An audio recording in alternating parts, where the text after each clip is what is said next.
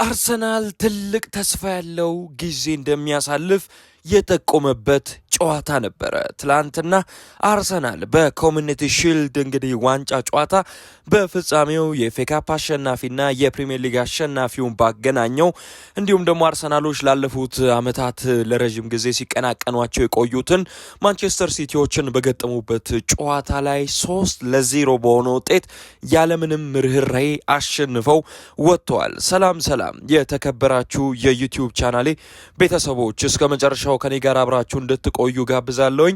እስካሁን ድረስ ስለ አርሰናል በርካታ መረጃዎችን ማግኘት ፈልጋችሁ ነገር ግን ቻናሌን ሰብስክራይብ ያላደረጋችሁ ካላችሁ ከኦዲዮ ቻናሉን ሰብስክራይብ አድርጋችሁ ቤተሰብ እንድትሆኑ ጋብዛለሁ።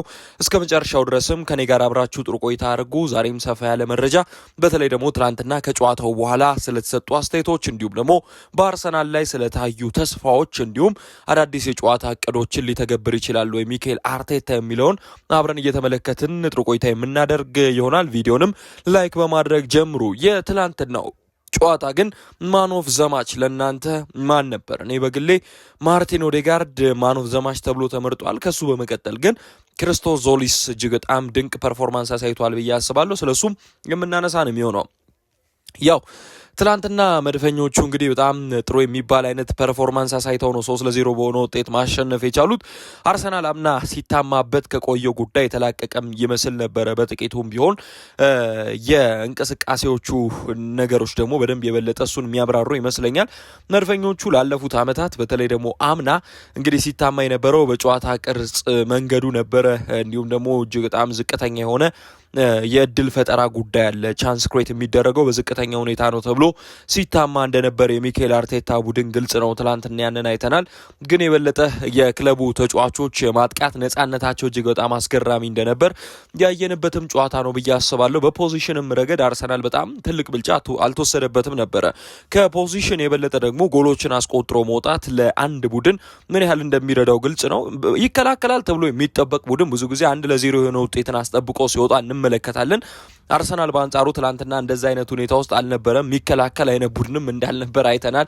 የበለጠ የሚያጠቃ አይነት ቡድን ነበር። የሚያገኛቸውን እድሎች በካውንተር አታክም ሆነ ኳስ በቢልድ አፕ መስርቶ በሚወጣበት ሰዓት ላይ ምን ያህል ለማንቸስተር ሲቲ አስጊ ቡድን እንደነበር ያየንበት ጨዋታ ነው። ትላንትና አርሰናሎች በጣም አሸብርቀው ያየንበት ነው። ምናልባትም የሲዝኑ ጅማሮ ላይ የሚደረጉ እንደ አይነት የኮሚኒቲ ሺልድ በሀገር እንግሊዝ ይደረጋል። የዩኤፋ ሱፐር ካፕ ደግሞ በአውሮፓ ይደረጋል። እንደ አይነት ዋንጫዎችን ኦልሞስት አሸንፎ መጀመር ከዋንጫው የበለጠ የሚሰጠው ሚኒንግ አለ። ያ ሚኒንግ የማሸነፍ ሜንታሊቲን ቢውልድ የሚያደርግ ነው። ለአርሰናልም ትላንትና ይበልጥ እንግዲህ ጠቀሜታ አለው ብዬ ማስበው በግሌ ከዋንጫው የበለጠ ለአርሰናል የሰጠው ሚኒንግ ነው። ጨዋታው ግዙፍ ላይሆን ይችላል። እንደተመለከት ነው ብዙ ጊዜ አርሰናል ያሸንፈው ዋንጫ ነው። 17 ያሸንፉት ነበር። ትላንትና 18 ጊዜ ነው። ኦልሞስት የተለየ ነገር ለአርሰናል ስኬቱ ላይ የሚጨምርለት አይደለም። ሚኬል አርቴታ 3 ጊዜ ያሸንፉታል። ይህንን ዋንጫ 5ኛ ዋንጫው ነው በአጠቃላይ በአርሰናል ቤት። ነገር ግን ለክለቡ የሚሰጠው የራስ መተማመን ይኖራል። የፕሪሚየር ሊግ ጅማሮ በፊት የሚደረግ ጨዋታ ነው። ስለዚህ ዋዜማ የፕሪሚየር ሊግ ዋዜማ ላይ የሚደረግ እንዲህ አይነት ጨዋታ የበለጠ ክለቡን በራስ መተማመን እንዲጀምር በዛ ላይ ደግሞ እንደ ማንቸስተር ሲቲ አይነት ቡድን አሸንፎ መጀመር ቀላል እንዳልሆነ የተመለከትንበት ይመስለኛል። ያው እርግጥ ነው ማንቸስተር ሲቲ ከፔፕ ጋርዲዮላ በኋላ ሊቸገር እንደሚችል ያየንበትም ጨዋታ ነው። በሌላ አንግል ካያችሁት ኤንዞ ማሬስካ ብዙ የቤት ስራዎች ሊጠብቁት እንደሚችሉ እየጠቆመ አይነት ነው። በመከላከል መዋቀሩ ላይ ጥያቄ የሚያስነሱ ጉዳዮች ነበረ። የአማካኝ ስፍራው ላይ ጉድለት ነበር። እርግጥ ነው ኤሊዮት ሄንደርሰን 120 አካባቢ ተከፍሎበት የመጣ አይነት ተጫዋች ነው። ጥራቱ ከፍተኛ እንደሆነ ግልጽ ነው። ምንም ጥያቄ የለውም። የሚታማ አይነት ተጫዋች አይደለም። ነገር ግን ትላንትና የመጀመሪያ ጨዋታውም ነው። አመርቂ የሚባል አይነት እንቅስቃሴ አላሳየም። ሮድሪ ለቋል። ማንቸስተር ሲቲ ምትክ አድርጎ የሚያመጣው አዩብ ቡዋዲ ነው። ቡዋዲ በፕሪሚየር ሊግ ሌቭል ለመጫወት የሚያበቃ ገና ከወዲሁ ፖቴንሻል ሊኖረው ይችላል። ድንቅ ተጫዋች ነው። በአርሰናል ቤት የሚፈለግ ነበረ። ምንም ጥያቄ የለውም። ነገር ግን ይሄኛው ሲዝን ላይ አምጥቶ ይሄን ተጫዋች ከወዲሁ በሲቲ ቤት ማጫወት ጫናዎች ውስጥ ገና ባልተገነባ ቡድን ውስጥ ተጫዋቹን መክተት ሊሆን ይችላል። ለምሳሌ በፔፕ ጋርዲዮላ ቡድን ውስጥ ቢሆን ኖሮ የተጫዋች መጥቶ አሁን ሊጫወት የሚሆነው ያን ያህል ስጋት ውስጥ አይገባም ነበረ። ወጣቶች ኦልሞስት በምን አይነት መንገድ መቃኘት እንዳለባቸው በሲቲ ቤት ይታወቃል። ግን ይሄ የኤንዞ ማሬስካ ቡድን ነው። ስለዚህ ገና ጊዜ ወስዶ እያብላላ ሲቲ ወጣቶችን የሚያመጣበት ሰዓት ሳይሆን መጥቶ ቡድን ውስጥ ፊት አድርገው በቀጥታ ኢፌክቲቭ የሆነ እንቅስቃሴ ለሲቲ የሚያሳይ አይነት ተጫዋች ነው የሚያስፈልገው። ስለዚህ በአጠቃላይ ካያችሁት ለማንቸስተር ሲቲ ትክክለኛ አይነት ቅርጽ ላይ እንዳልሆነ የጠቆመ፣ በአንጻሩ ደግሞ ለአርሰናል ከአምና የተሻሻለ መልኩ የበለጠ የማጥቃት እንቅስቃሴዎች ላይ ተሳታፊ እንደሚሆን ቡድኑን ያስመለከተ አይነት ጨዋታ ነው።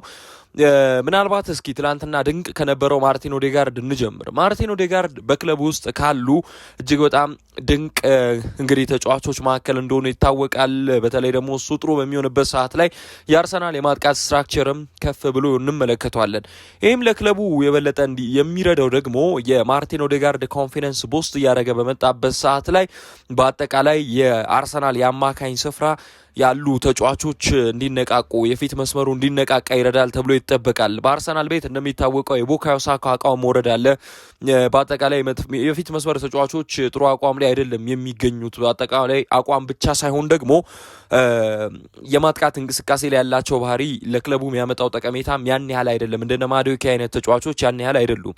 ነገር ግን የማርቲን ኦዴጋርድ ሚና በዚህ ሰዓት ላይ ይፈልጋል። የበለጠ የ9 ቁጥር ተጫዋቾች እንዲነቃቁ የአጥቂ አማካኞች ሚና ከፍተኛ ሆኖ እናገኘዋለን። ማርቲን ኦዴጋርድ ላለፉት ዓመታት በአቋሙ ላይ ትንሽ መንገጫቀጮች ስንመለከት ነበር። ይህም ደግሞ ማርቲን ኦዴጋርድን በአጠቃላይ ያወርዷል ተብሎ ሲሰጋ ነበረ። ያወርዷል ተብሎ ሲያሰጋው የነበረው የጉዳቱ መጠን መብዛትም ነው፣ እርግጥ ነው። ነገር ግን እስኪሸጥም ድረስ አርሰናል ምናልባት በዚህ ክረምት ሽጦት ሌላ ተጫዋቾችን ይመለከታል የሚሉ መረጃዎችም ሲወጡ እንደነበር ማስታወስ አለብን። የትናንትናው ፐርፎርማንሱ ግን ማርቲን ኦዴጋርድ በጣም አሪፍ ከሆነ በምን ያህል ደረጃ አርሰናል ከፍ እያለ እንደሚመጣ ማሳያ ይመስለኛል። ለዚህም ደግሞ ተያያዥነት አለው ብዬ አስባለሁ። የብሩኖ ጉማሬዥ በአርሰናል ቤት መምጣት እንደ ማርቲን ኦዴጋርድ እንደ ዴክላን ራይስ ያሉ የአማካኝ ስፍራ ተጫዋቾችን በከፍተኛ ጥራት እንዲጫወቱ ይረዳቸዋል። ምክንያቱም ለምሳሌ ካያችሁት ማርቲን ኦዴጋርድ የበለጠ በራሱ የሜዳ ክልል የሚያሳልፍባቸው ጊዜያቶች አሉ። በመከላከል የቤት ስራ ውስጥ እንዲገባ ይገደዳል። በአርሰናል ቤት ውስጥ እርግጥ ነው የቡካዮ ሳካ አምና እንግዲህ በአሁኑ ክረምት የመጣውም ክርስቶስ ዞሊስም ቢሆን የመከላከል ኃላፊነቶች ይጣልባቸዋል። ዊንገሮች ቢሆኑም የተኛውን ቦታ ላይ ቢጫወቱም መከላከል የሚባለው ነገር በአርሰናል ቤት ውስጥ ድርድር የሌለው እንደሆነ እናውቃለን። ሚኬል አርቴታ እንዲህ አይነት ኃላፊነቶችን በተጫዋቾቹ ላይ ይጥላል። ማጥቃትም እንቅስቃሴ ላይ ጮቱ፣ መከላከልም ላይ የሆኑ መከላከል ግዴታ ነው። ታዲያ አሁን የብሩኖ ጉማሬዥ መምጣት ግን የማርቲን ኦዴጋርድን ኮኔክተርም ሆኖ ሴንትራል አታክ ሚድፊልደርም ሆኖ በማጥቃት እንቅስቃሴ መከላከሉም ላይ እንዳይሳተፍ ቢያንስ የማያደርግበትን ሲቹዌሽን ይጥላል። የበለጠ ብሩኖ ጉማሬዥ ለኋላ ክፍሉ አለኝታ የሚሆን አይነት ተጫዋች እንደሆነ ማስታወስ አለብን። ብሩኖ ጉማሬዥ የመከላከል ኃላፊነቶችን የሚወጣ እጅግ በጣም ድንቅ ዲስትሮየር የሆነ ኳሶችን ደግሞ በሚያስገርም መልኩ የፓሲንግ ጥራት ኖሮት ለቡድን አጋሮቹ አመቻችቶ ወደፊት መስጠት የሚችል አይነት ተጫዋች ነው። ትላንትና የጀመሩት በአጠቃላይ ሚድፊልድ ላይ ማይልስ ሉዊስ ስኬሊ ከተመለከታችሁት እንደነ ካራክተር ያለው አይነት ተጫዋች ነው። አሁን የበለጠ እንግዲህ ማርቲን ዙቢሜንዲ ተጠባባቂ ቦታ ላይ እንዲቀመጥ ያደረገው የባክ ፓስ ኳሶችን የበለጠ እያበዛ መጫወቱ ለሚኬል አርቴታ የማጥቃት እንቅስቃሴ ጥራትን እየጨመረ ስላልሆነ ነው። በአንጻሩ ግን ማይልስ ሉዊስ ስኬሊን ካያችሁት የበለጠ ኳሶች ፎርዋርድ ፓሶችን ማድረግ የሚወድ አይነት ተጫዋች ነው። ብሩኖ ጉማሬዥም እንደ አይነት ኳሊቲ ያለው ተጫዋች ነው። እርግጥ ነው የመጀመሪያ 45 ላይ ነው ተቀይሮ ሲወጣ የተመለከት ነው። ሁለተኛ 45 ላይ ተቀይሮ ወጥቷል። ረፍት በሚመለሱበት ሰዓት ላይ ግን የመጀመሪያ 45 ላይ በነበረበት ደቂቃዎች ግን ምን አይነት ጥራት እንዳለው የኋላ ክፍሉን እየሸፈነ መጫወት እንደሚችልና ለቡድን አጋሮቹ ወደፊት ኳሶችን መስጠት እንደሚችል የበለጠ ነጻነት ተሰምቷቸው ማጥቃት እንቅስቃሴ ላይ ያሉ ተጫዋቾች እንዲጫወቱ ማድረግ የሚያስችል ኳሊቲ እንዳለው ያየንበት ምሽት ነበር። ከማንም የበለጠ ደግሞ ማርቲን ኦዴጋርድ በእንዲህ አይነት እንቅስቃሴዎች ውስጥ ተጠቃሚ ይሆናል። አሁን ይህንን ስል ማርቲን ኦዴጋርድ ትናንትና በመከላከል እንቅስቃሴዎች ላይ አልተሳተፈም ማለት አይደለም፣ ግን የበለጠ ጫናዎችን ቀንሶለታል። ማይልስ ሉዊስ ስኬሊም ቢሆን የአሲስቱን እንግዲህ ትላንትና አይታችኋል ብዬ አስባለሁ። ይህን ተጫዋች ለእኔ መሸጥ ኦልሞስት ሲዝኑን በጣም በዝቅተኛ ጥራት እንደመጀመር ነው ብዬ ነው ማስበው። እንደዚህ አይነት ኳሊቲ ያለው የአካዳሚ ተጫዋች የሆነ ለረዥም ዓመታት ቡድኑ ማገልገል የሚችል ማጥቃት እንቅስቃሴዎች ላይ የሚሳተፍ ከግራ ፉልባክ ተነስ ብትሉት የሚነሳ የአማካኝ ስፍራውን በደንብ የሚያደራጅ አይነት ተጫዋችን መልቀቅ ማለት ለእኔ ትልቅ ኪሳራ ነው ብዬ አስባለሁ። አርሰናልም ይህንን ደፍሮ እንደማያደርገው ተስፋ አረጋለሁ። ትላንትናም አልሸጥም የሚያስብል አይነት ፐርፎርማንስ ነው ያሳየው።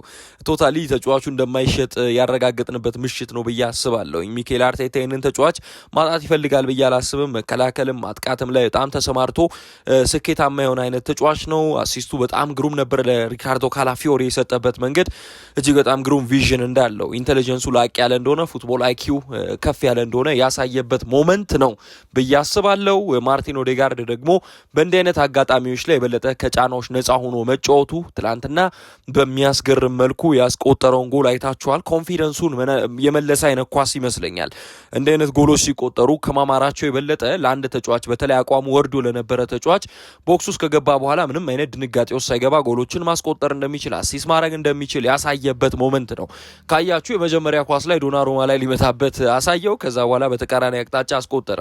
ይሄ በጣም በራስ መተማመኑ ከፍ ያለ እንደሆነ ማርቲን ኦዴጋርድ ትላንትና ያሳየበት ነው። በሶፋ ሶከር ኦልሞስት 8.5 የጨዋታ ሬቲንግ አግኝቷል። በጣም ድንቅ ሆኖ ያመሸበት እንግዲህ ጨዋታ ነበር። ማርቲን ኦዴጋርድ ለአርሰናል ምን ያህል ጠቀሜታ ያለው ተጫዋች እንደሆነ ማስታወስ ይጠበቅብናል። ኪፓስ ትላንትና 2 ጊዜ ያደርጓል።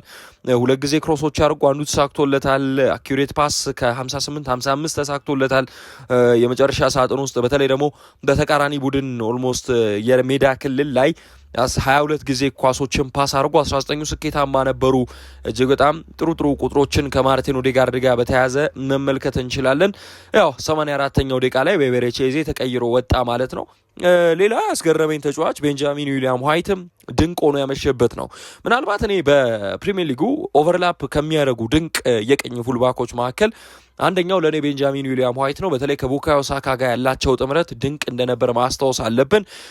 አርሰናል ከ2 ዓመት በፊት አካባቢ ላይ ማለት ነው ያው ጉዳት እያስቸገረው መጣና ራሱን በደንብ ማሳየት ተሳነው እንጂ ቤንጃሚን ዊሊያም ዋይት በጣም ድንቅ ከሆኑ የሊጉ ፉልባኮች መካከል አንዱ እንደሆነ ማስታወስ አለብን። የመሀል ተከላካይ ቦታ ላይ በጥራት ቡድኑ ማገልገል ይችላል። ሌላው ቡካዮ ሳካ ትላንትና ትንሽ ፓስ የማድረግ አሁን በክርስቶስ ዞሊስና በሱ መካከል ያለው ትልቅ ልዩነት ይሄ ነው። ዞሊስ በዚህ ኳሊቲዎቹን እናንሳ። ዞሊስ እጅግ በጣም ድንቅ ፓሰር ነው። ቡድኑን በተረጋጋ መልኩ ጫና ውስጥ ማይገባ ተጫዋች ነው። እርጋታው አስገራሚ ነው።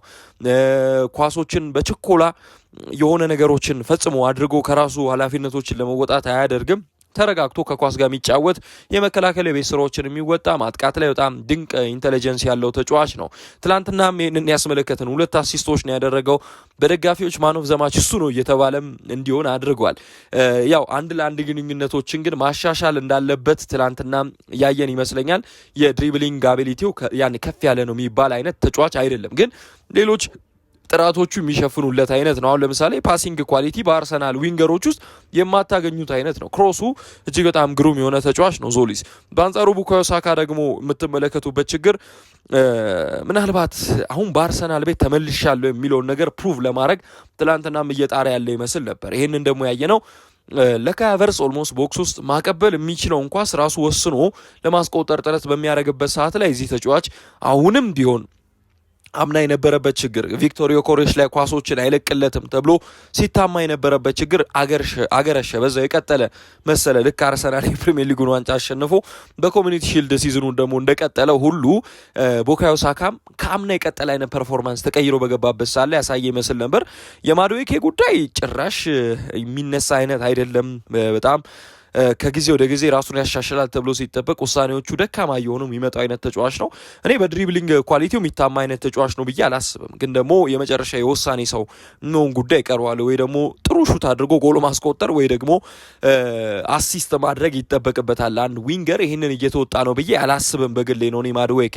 ስለዚህ እንዲህ አይነት ኳሊቲዎቹ መስተካከል አለባቸው። ካይ ሃቨርትዝ አሪፍ ነበረ። ሪካርዶ ካላፊዮሪ ምንም ጥያቄ የለውም ሌፍት ባክ ላይ ሲጫወት ምን ያህል ድንቅ እንደሆነ እናውቃለን። ትላንትና ኢንቨርት እያደረጉ ከሚጫወቱ ሌፍት ባኮች መካከል ዓለም ላይ ከሚገኙ ምርጥ ከሆኑ ተጫዋቾች መካከል በዛ ቦታ አንዱ እንደሆነ ያሳየበት አይነት ጨዋታ ነው። በዛ ቦታ በጣም ጥራት ካላቸው ውስጥ አንዱ ነው። ሂንካፔም ተቀይሮ ገብቶ አይተነዋል። ራያ እኔ ይህን ተጫዋች በፕሪሚየር ሊጉ አሁን በዚህ ሰዓት ላይ በግብ ጠባቂ ቦታ ላይ ማን ነው ሊፎካከር የሚችለው የሚለውን ትላንትና መልስ የሰጠበት ነው። ፈርስት ሃፍ ላይ ግልጽ የሆኑ 2 ኳሶችን አርሰናልን ታድጓል። ሰከንድ ሃፍም ላይ እንደዛው በጣም ድንቅ ሆኖ ነበረ። ጋብሪኤል ማጋሌስም ግሩም ነበር። ማይልስ ሉዊስ ስኬሊ የመከላከል እንቅስቃሴዎች ላይ በጣም ጠንክሮ አይተነዋል። ትላንትና ኦልሞስት ለጎል የቀረበ ኳስ ያተረፈበትን አጋጣሚ አይተናል። ዋይትም እንደዛው አሪፍ ነበረ። መከላከሉ በአጠቃላይ እጅግ በጣም አስገራሚ ነው ብዬ አስባለሁ። አርሰናል አሁንም ማስተካከል ያለበት የቤት ስራዎች ቢኖሩም ትላንትና ግን ማጥቃቱ ላይ በጣም የተሻሻለ ሆኖ በሊጉ እንደሚቀርብ ምናልባት ያየንበት ነው።